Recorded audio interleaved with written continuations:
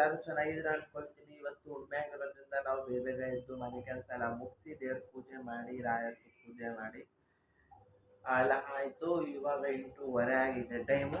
ಇವಾಗ ನಾಷ್ಟ ರೆಡಿ ಆಗಿದೆ, ಯಾಕಂದರೆ ಬೇಗ ಎದ್ದಿರೋದ್ರಿಂದ ನಾಷ್ಟ ರೆಡಿ ಆಗಿದೆ.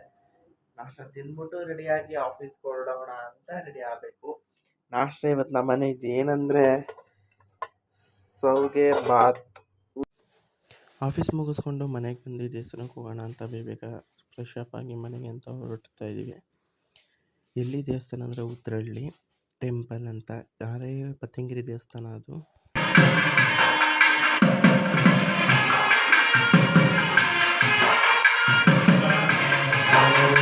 ಪತ್ತಿಂಗರಿ ದೇವಸ್ಥಾನಕ್ಕೆ ಹೋದರೆ ಎಲ್ಲರೂ ತಪ್ಪದೆ ಇದು ಲೊಕೇಶನ್ ಬೇಕು ಅಂದರೆ ನಾನು ಹೇಳ್ತೀನಿ. ಗೂಗಲಲ್ಲಿ ಹೋಗಿ ಪತ್ತಿಂಗಿರಿ ಉತ್ತರಹಳ್ಳಿ ಪತ್ತಿಂಗಿರಿ ಟೆಂಪಲ್ ಅಂತ ಸರ್ಚ್ ಕೊಡಿ, ತಾಯಿ ದೇವಸ್ಥಾನ ತೋರಿಸ್ತಾರೆ. ಪತ್ತಿಂಗಿರಿಗೆ ಹೋಗಿ ನಿಮ್ಮ ಹರಕೆ ಏನಿದೆ, ನಿಮ್ಮ ದೃಷ್ಟಿ ಇರ್ಬೋದು, ಹಣಕಾಸಲ್ಲಿ ತೊಂದರೆ ಇರ್ಬೋದು, ಪ್ರತಿಯೊಂದು ಅಲ್ಲಿ ನಿವಾರಣೆ ಆಗುತ್ತೆ. ಒಂದು ನಿಂಬೆಹಣ್ಣು ತಗೊಂಡು ನಿಮ್ಗೆ ನೀವು ನೀಳಿಸ್ಕೊಂಡು ತ್ರಿಶೂಲ ಚುಚ್ಚಿ ಮತ್ತು ಮನೆಗೆ ಒಂದು ನಿಂಬೆಹಣ್ಣು ತೊಗೊಂಡ್ಬಂದು ನೀಳಿಸ್ಕೊಂಡು ಮನೆ ಬಾಗಿಲಲ್ಲಿ ಹೊಡಿಬೋದು.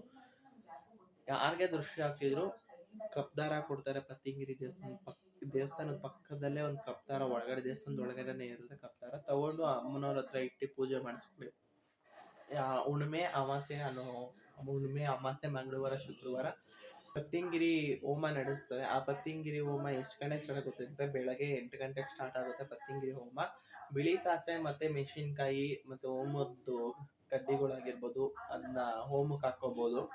ಮತ್ತು ದೇವಸ್ಥಾನ ಓಪನ್ ಆಗೋದು ಅಂದರೆ ಬೆಳಗ್ಗೆ 6:30ಇಂದ ಮಧ್ಯಾಹ್ನ 12 ಗಂಟೆ ತನಕ ಓಪನ್ ಇರುತ್ತೆ. ತಿರ್ಗಾ ಸಾಯಂಕಾಲ 5 ಗಂಟೆಯಿಂದ 8 ಗಂಟೆ ತನಕ ಓಪನ್ ಇರುತ್ತೆ. ಯಾರೇ ತಪ್ಪದೇನೆ ಪತ್ತಿಂಗಿರಿ ದೇವಸ್ಥಾನಕ್ಕೆ ಹೋಗಿಲ್ಲ ಅಂದರೆ ದಯವಿಟ್ಟು ಇಲ್ಲೇ ಹತ್ರದಲ್ಲೇ ಇದೆ ಉತ್ತರಹಳ್ಳಿ, ಮಹಾ ದೂರ ಏನಿಲ್ಲ, ತಪ್ಪದೆ ಹೋಗಿ ತಾಯಿ ದರ್ಶನ ಪಡೀರಿ.